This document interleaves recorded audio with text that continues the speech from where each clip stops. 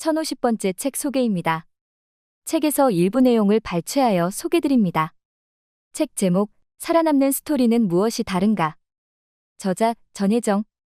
출판일, 2025년 5월 7일. 상상빌더 한 줄 요약. 성공이 의하는 이야기 방식을 알자. 책 소개. 길가메시 서사시부터 제오나무까지 시대와 장르를 초월해 인간을 매혹하는 스토리 설계의 비밀. 결국 모든 이야기는 인간의 결핍에서 시작된다. 누구나 스토리를 쓸 수 있지만 아무나 끝까지 쓸 수는 없다.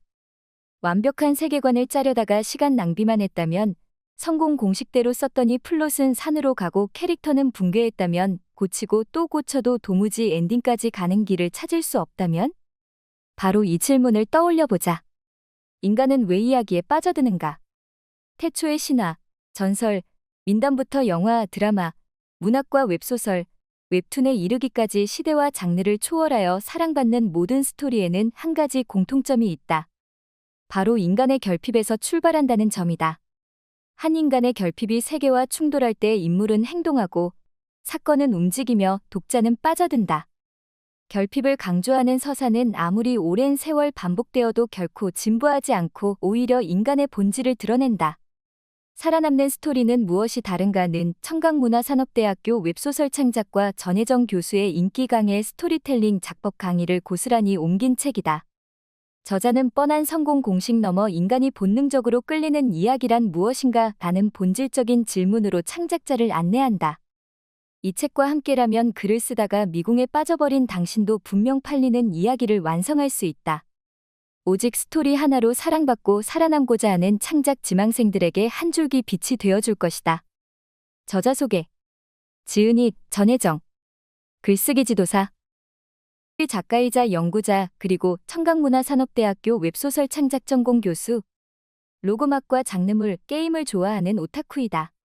강원도 삼척 시골에서 나고 자라 만화를 좋아한다는 이유로 고2 때 미대 진학을 결심. 이화여자대학교에 들어가 시각디자인 및 영상디자인을 전공했다.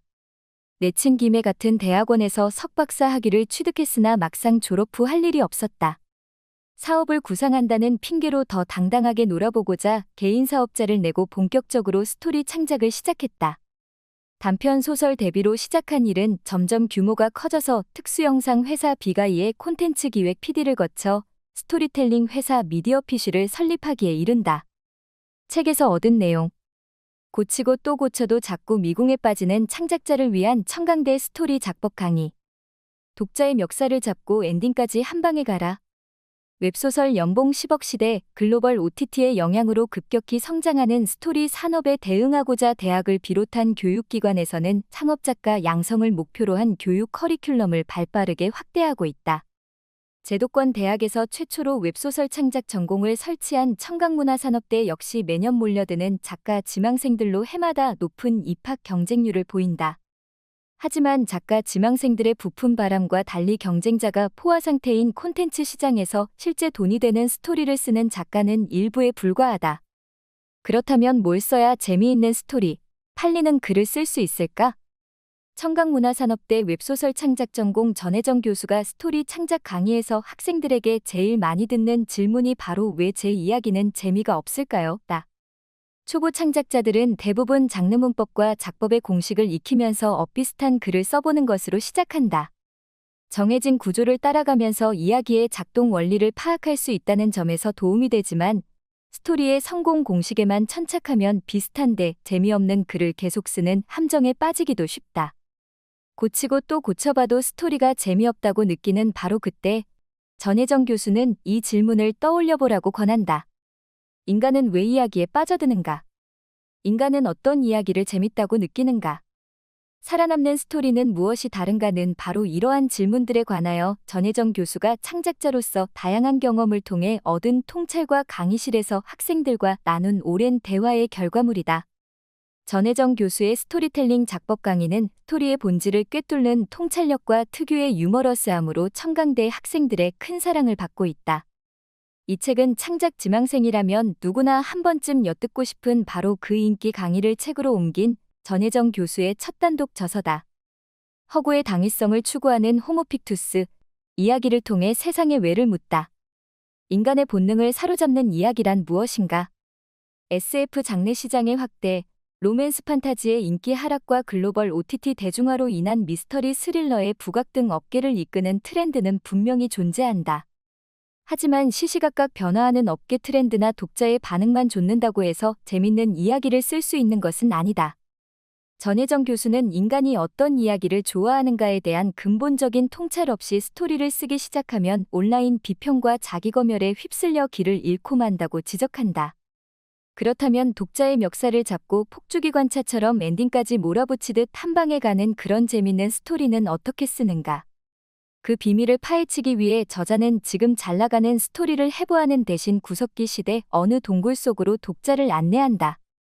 사냥 성공을 기원하며 어두운 동굴에 벽화를 남기던 시대부터 이야기는 인간에게 있어 단순한 오락거리가 아니라 존재와 세계를 이해하는 근본적인 도구이자 본능 그 자체였다. 인류는 자연의 섭리, 전쟁과 질병, 차별과 혐오, 상실과 죽음 등 세상의 작동 원리를 원인과 결과로 추론하며 진화를 거듭해왔으며 그 과정에서 신화나 종교 민담과 전설 같은 허구의 이야기가 탄생한 것이다. 일부 인간은 왜 그런 이야기를 쓰는가는 이야기 없이는 살 수 없는 인류, 호모픽투스가 매혹되어 온 이야기의 유형과 구조를 집요하게 파헤친다.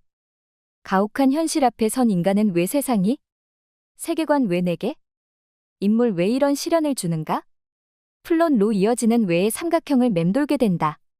사건의 인과관계와 당위성을 찾음으로써 현실을 이겨내고자 하는 것이다. 어쩌면 삶이 불행해질 때 스토리텔링으로 꾸며진 음모론에 빠지기 쉬운 이유도 바로 여기에 있다. 이 모든 의문에 대한 그럴싸한 답, 이래야 마땅하다라는 감각을 얻으려면 그 이야기는 반드시 견고한 구조를 갖춰야 한다. 창작자의 이야기의 설계는 바로 이러한 이야기의 본질에서부터 시작해야 한다. 이야기를 쓰는 일이란 곧 인간이라는 존재를 이해하려는 시도라는 믿음에서 저자는 인간의 본능이라는 키워드를 통해 세계관 인물 플롯의 유기적인 구조를 재해석한다.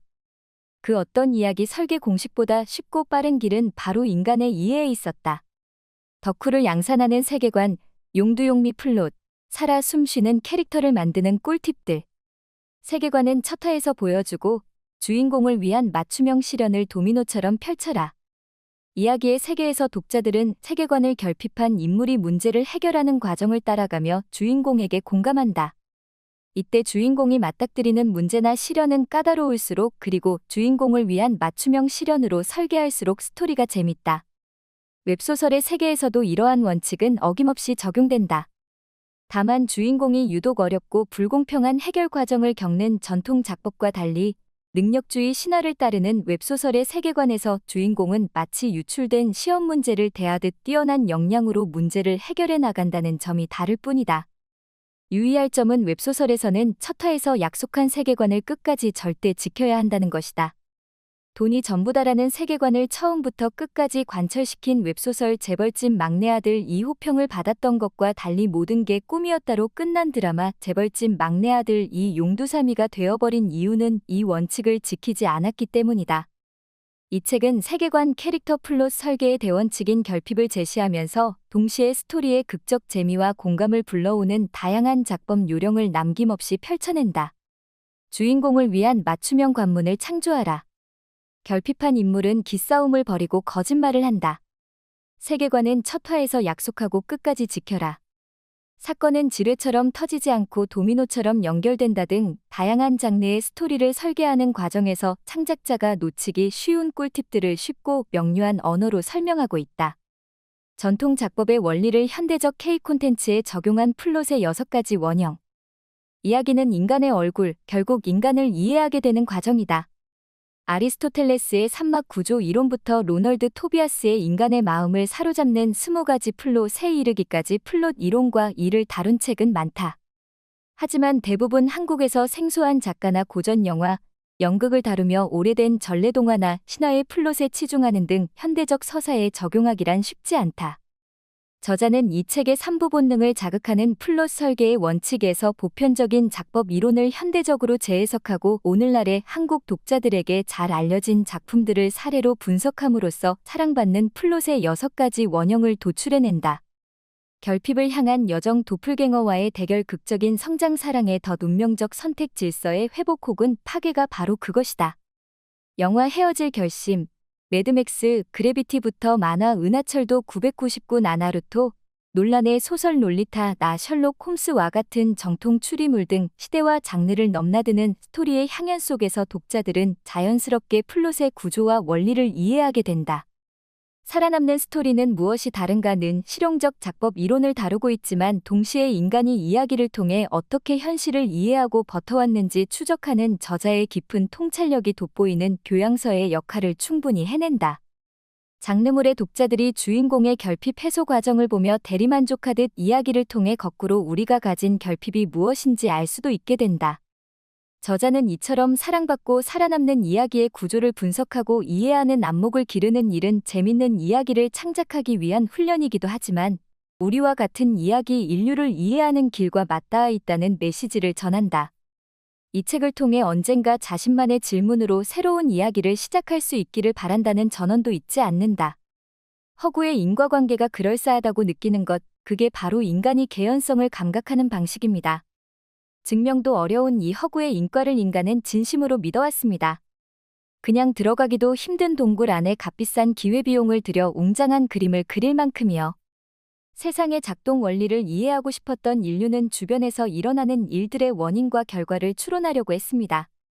그리고 그 과정에서 신화와 종교, 민담과 전설 같은 이야기가 발명됩니다. 중략 전쟁과 질병, 차별과 혐오, 불공평, 재난, 사랑하는 존재와의 이별 등 부조리가 만연한 세계에 던져져 불안한 우리는 모두 에블린의 딸입니다. 조이처럼 감정과 인성이 모조리 마모된 채 자포자기하여 블랙홀로 걸어가지 않기 위해서는 삶에서 의미와 가치를 찾아야 하죠. 그래야만 삶이라는 부조리를 극복할 수 있습니다.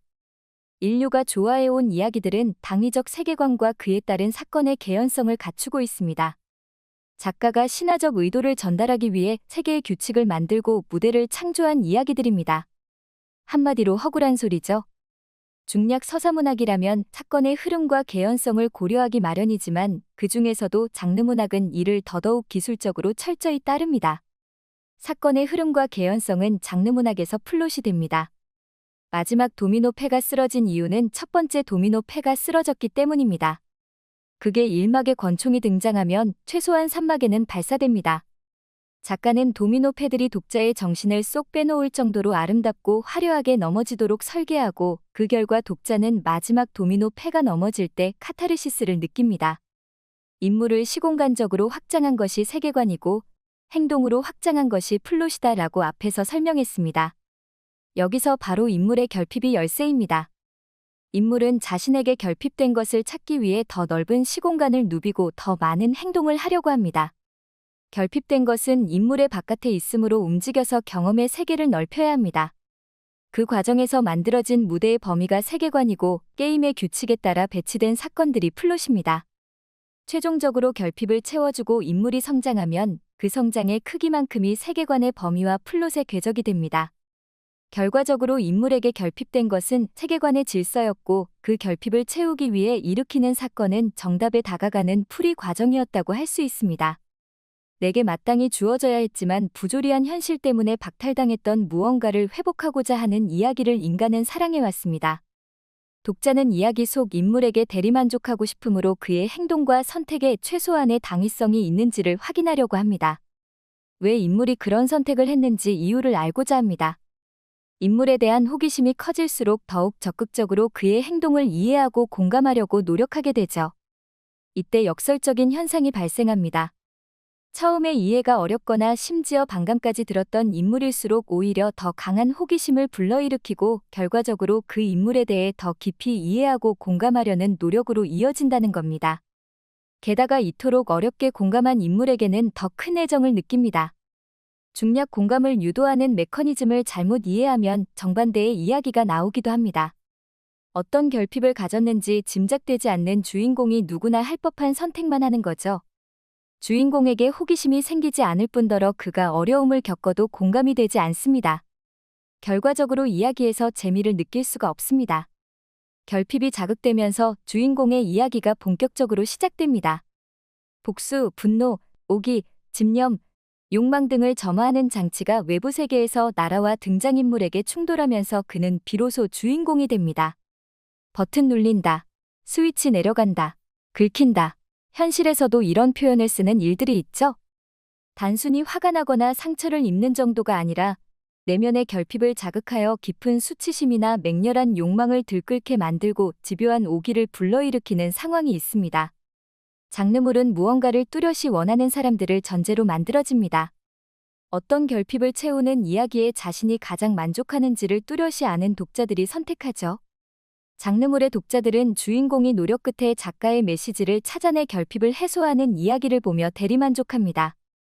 따라서 주인공이 추구하는 가치관과 세계관의 질서, 작가의 메시지를 통해 거꾸로 우리가 가진 결핍이 무엇인지 알 수도 있습니다.